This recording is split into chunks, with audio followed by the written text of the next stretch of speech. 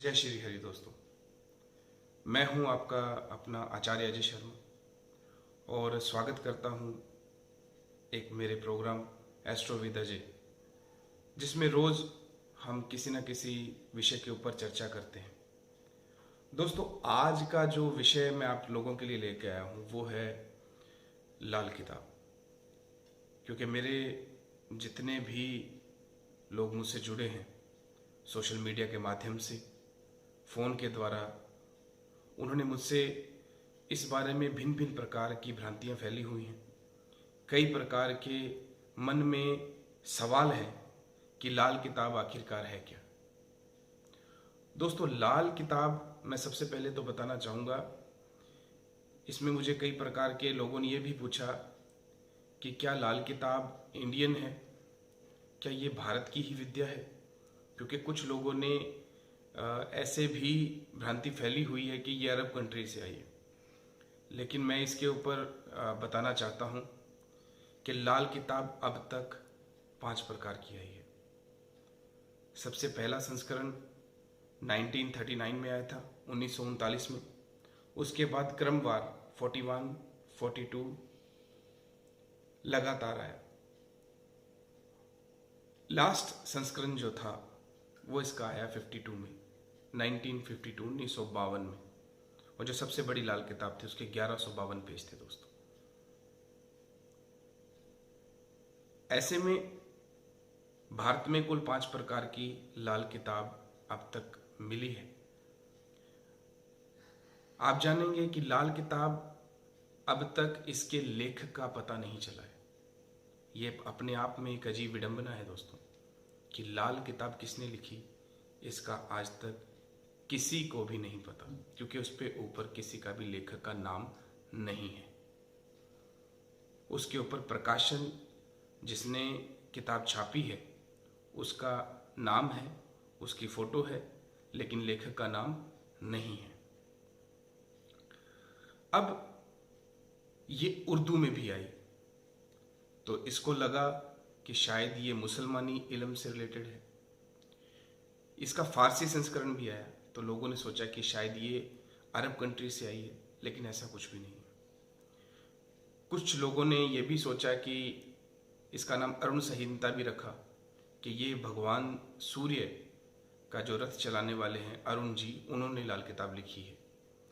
उनके द्वारा ये किताब भारत में आई भविष्यवाणी के द्वारा, और उसके बाद ये लंकापति रावण के पास गई और वहाँ से ये अरब कंट्री गई और वहाँ से इसका फारसी संस्करण आया। ये भी सत्य है कि इसका फारसी संस्करण जो है वो उपलब्ध है। लेकिन यहाँ पर मैं कुछ क्लैरिफिकेशन करना चाहूँगा। उसके ऊपर मैंने कई किताबें भी पढ़ी, स्टडी भी किया। उसमें हमारे लाल किताब के माने हुए ज्योतिषी पंडित कृष्ण अशान जी की काफ़ी स्टडी की। उन्होंने 50-60 साल का तजर्बा था उनका इन लाल किताब में। यहाँ पर मैं आपको बताना चाहूँगा कि लाल किताब शब्द लाल, अगर ये मुस्लिम देशों से आई होती तो मुस्लिम कंट्री जो अरब कंट्री है वहाँ पर हरियाली चीज़ को, यानी कि हरे रंग को, वो बहुत लकी मानते हैं, खुदा की देन मांगते हैं। इसीलिए अगर हरा रंग उनके लिए बहुत लकी है, और हम इंडियंस के लिए लाल किताब या हिंदुइज्म के लिए लाल किताब रेड कलर जो है वो अपने आप में एक बहुत ही अजब विषय रखता है। तो लाल शब्द जो है ये हमारी रीति रिवाज में से आता है। और वैसे भी इसकी एक और उदाहरण आपको देता हूँ। एक समय था जब हमारे गांव और शहरों में चौकीदार सरकार के अधिकारी हुआ करते थे। शायद आपको, जो मेरे पुराने बुजुर्ग या जो मुझे देख रहे हों इस वक्त, वो जानते होंगे कि हर गांव में, हर शहर में चौकीदार होते थे और उनके पास दो तरह के रजिस्टर होते थे, 2 तरह के। नंबर 1 ब्लैक रजिस्टर, काले रंग का, और एक होता था लाल रंग का। तो जिसमें काले रंग का रजिस्टर था उसके अंदर वो उस एरिया में जितनी भी डेथ होती थी उसका विवरण रखा जाता था, बायोडाटा रखा जाता था।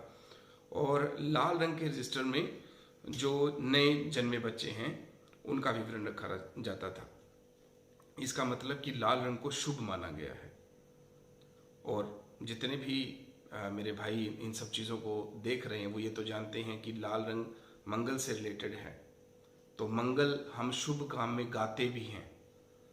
तो मैं आज सबसे पहले आप लोगों को इस लाल किताब के बारे में इतना बताना चाहूँगा कि लाल किताब 101% भारतीय है और ये किसी भी प्रकार की आकाशवाणी नहीं हुई थी जहाँ तक हमें लगता है, क्योंकि अगर आकाशवाणी हुई होती तो वो एक बार होती, ऐसे 5-6 साल लगातार ना होती और टुकड़ों में ना होती, क्योंकि उसके भिन्न भिन्न प्रकार के संस्करण आए हुए हैं।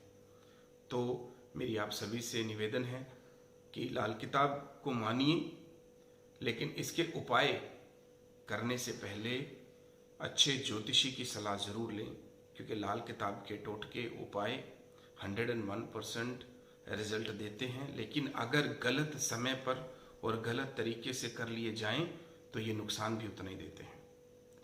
तो मेरी आप सबसे हाथ जोड़कर निवेदन है कि लाल किताब के उपाय करते वक्त किसी प्रोफेशनल की मदद ज़रूर लें। अपनी मर्जी से इनके टोटकों को ना करें, अन्यथा आप फ़ायदा लेने की जगह कोई ना कोई नुकसान उठा लेंगे।